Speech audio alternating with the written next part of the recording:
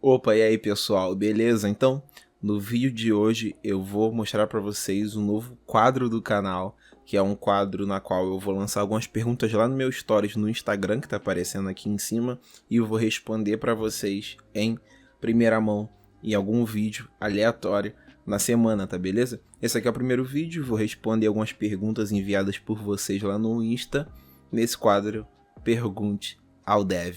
Ou respondendo comentários, não sei.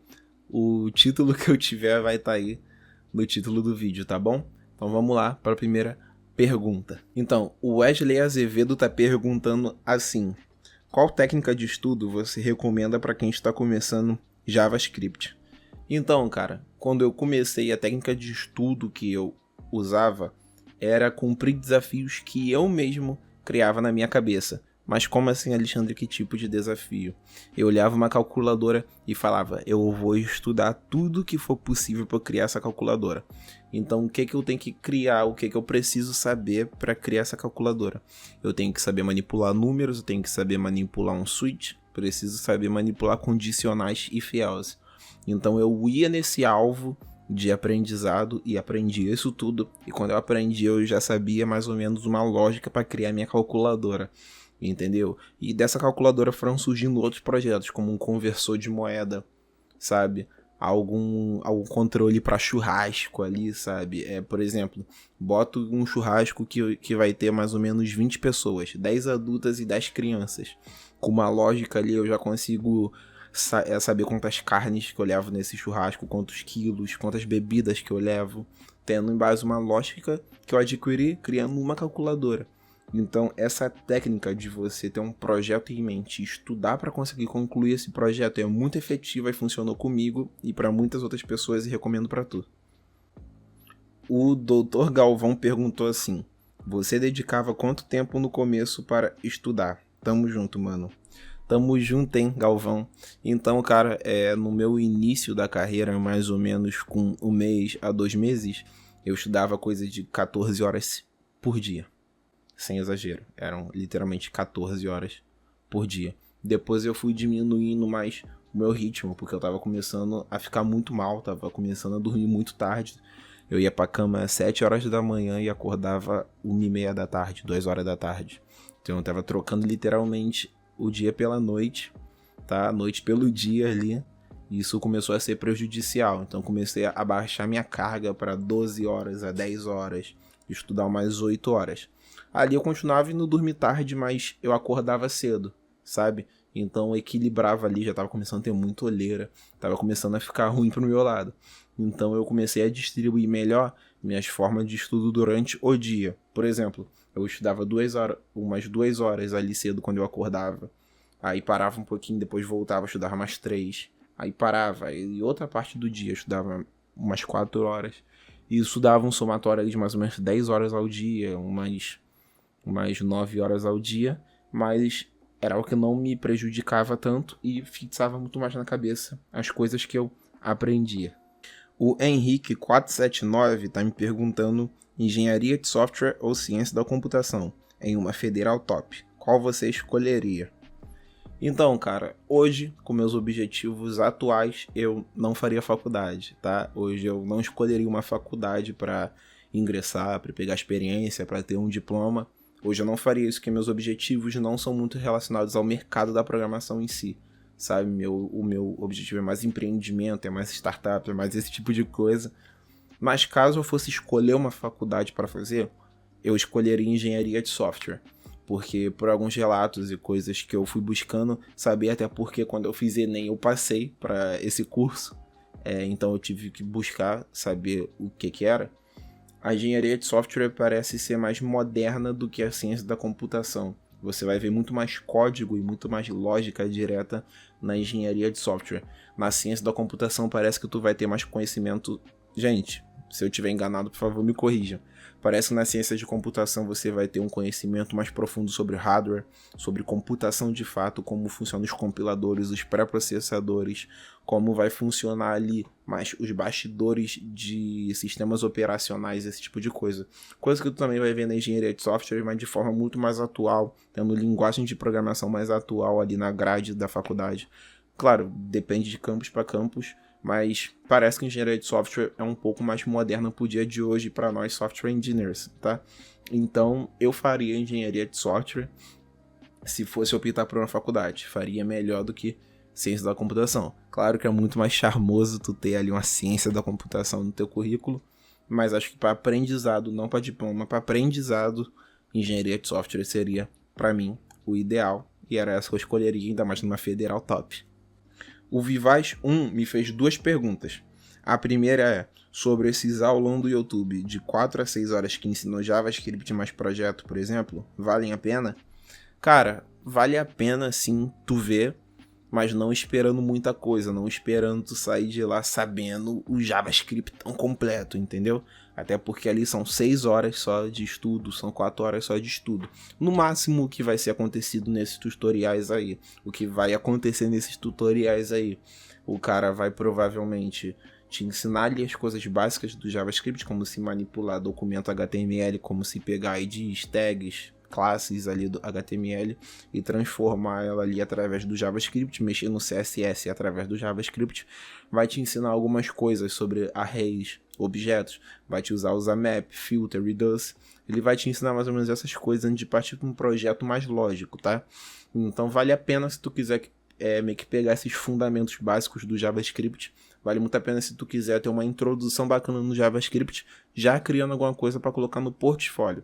O que eu recomendo a partir daí é, com o aprendizado que tu pegou nesse vídeo, tu tentar criar alguma coisa em base ao que foi vista nesse tutorial. Aí sim tu vai exercitar aquilo que tu aprendeu, mais a tua lógica, mas nunca parar de estudar, tá? Se possível pagar algum curso ou ver algum curso lá na Udemy, ou entrar na lista de espera da minha mentoria, só mandar mensagem lá no Instagram que eu entro mais em detalhes, tá beleza? Mas é bacana prestar atenção que você não vai sair desses vídeos avançado, tá? Mas tu vai sair com uma boa base, um bom conhecimento bacana para aplicar em projetos futuros. E a outra pergunta dele é possível conseguir um estágio com muito pouco tempo de faculdade? É possível sim, tá? Só há um pequeno problema em estágios hoje. Hoje, a maior parte das empresas, praticamente 90% das empresas, elas estão pedindo conhecimentos de júnior para um estágio. Quando tu abre ali uma vaga de estágio ali no LinkedIn, nunca estão pedindo só que tu tenha a faculdade. Geralmente é a vaga de analista de suporte, analista técnico que não pede nenhum conhecimento, mas vaga para estágio de desenvolvedor vai te pedir algum conhecimento, tá? Nem que seja em HTML, CSS ou JavaScript, mas a maior parte das vezes vão pedir conhecimento em algum framework, tá? De preferência, pelo que eu mais vejo, é React. Então, se tu for fazer uma faculdade para conseguir um estágio cedo, tenha em mente que tu vai ter que saber também programar, tá? Não vai só precisar da faculdade para conseguir um estágio, vai precisar de fato saber programar, tá beleza? Então, fiquem cientes disso antes de conseguir um estágio. O Diego Silva tá me perguntando se estudar PHP ainda é uma boa. Cara, ainda é uma boa, sabe? Algumas pesquisas estão apontando que o PHP ainda é uma das linguagens mais usadas aí do mundo, é usada por praticamente 80% da internet, em média, se não me falha a memória. Mas, claro, sistemas novos, sistemas modernos, provavelmente sistemas criados aqui de 2020 para cá, estão deixando de usar aos poucos PHP, tá? Eles estão querendo investir em mais tecnologias back-end, né? A maioria que eu vejo aí, no caso, é mais usando Node, Python, Elixir, né? O Python, no caso, é com o framework Django deles. Então, é mais com esse tipo de tecnologia que eu vejo o mercado criando coisas novas, tá? No caso, o que eu tô deixando de ver muito é criação com PHP, é criação com Java, e usando aquele Spring Boot, se não me engano. Então, hoje sim tem uma falha, tá? Era muito maior, sim, claro, o mercado de PHP, mas ainda hoje é muito bom, porque muita empresa usa PHP, principalmente sistemas mais antigos que precisam mais de manutenção.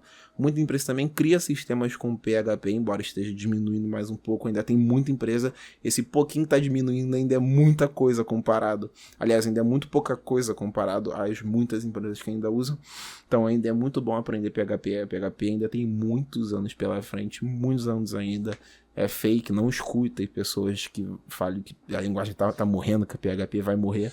Isso é mentira, isso não é verdade, PHP não vai morrer, vai ficar aí por muito tempo, então vale sim a pena estudar.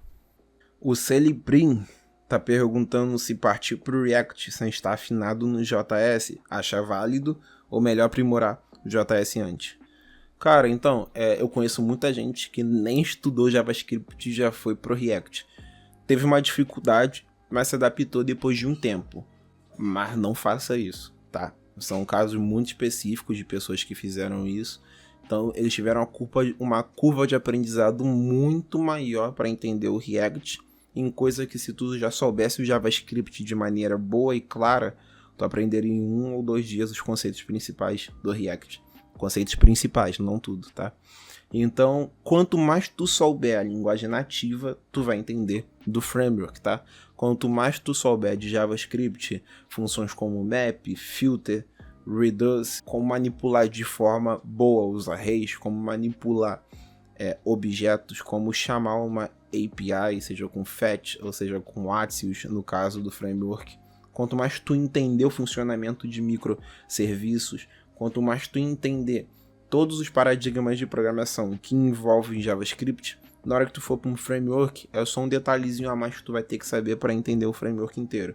Então o que eu recomendo é, saiba se virar com JavaScript e depois tu vai pro framework, tá? Eu não falo saiba tudo de JavaScript para você ir pro framework, até porque isso não vai acontecendo, é impossível você saber tudo, mas para tu ficar um expert em JavaScript vai demorar um tempo, 6, 7 meses de estudo direto todos os dias, mas se tu souber se virar ali com JavaScript, já é uma boa hora de tu partir pro framework, até porque muita coisa também de JavaScript tu vai aprender no framework, tá? Então é isso que eu recomendo. E a última pergunta é do Paulo Kings, tá? Que ele tá perguntando se eu acho que o curso Ignite da Rocket City vale a pena, visando entrar mais rápido no mercado. Então, cara, na minha concepção, acho que vale, mas não se tu quiser entrar mais rápido no mercado. Porque como eu costumo dizer, não adianta tu pagar 10 mil reais em um curso, não é 10 mil reais o valor do Ignite, tá? Não se preocupem, é bem mais barato. Mas não vale a pena tu pagar 10 mil reais em um curso se você só assiste ele, se você não pratica ele, ou se você só copia os projetos daquele curso. Não vai adiantar nada, tu vai estar jogando dinheiro fora, tu não vai estar aprendendo nada. Então, na ponta do lápis, no final do dia, o que importa é você ter aprendido o conteúdo. Se o curso for 10 mil reais, se for 5 mil ou se for 20 reais, sabe? Então, o que mais vale a pena é o teu aprendizado em base a isso. O Ignite dá uma boa base disso, tá? O Ignite te passa uma base muito boa, te passa projetos muito bons e ensinamentos excelentes, mas no final só vai depender de tu, se tu vai entrar rápido ou demorado no mercado. Então, gente, esse foi mais um vídeo do canal, foi o primeiro vídeo de respondendo as perguntas, tá? Se tua pergunta não for respondida aqui, tá? Que teve bastante, mas se não for respondida aqui, não tem problema, tá? Eu vou tentar fazer um vídeo desse a cada uma semana, a cada 2, depende muito do feedback desse, tá? Se vocês curtirem, por favor, se inscreva no canal, tá? Deixe seu like, ativa o sininho, compartilha esse vídeo aqui para alguns amigos teus que tiveram ou têm alguma dúvida dessa, tá?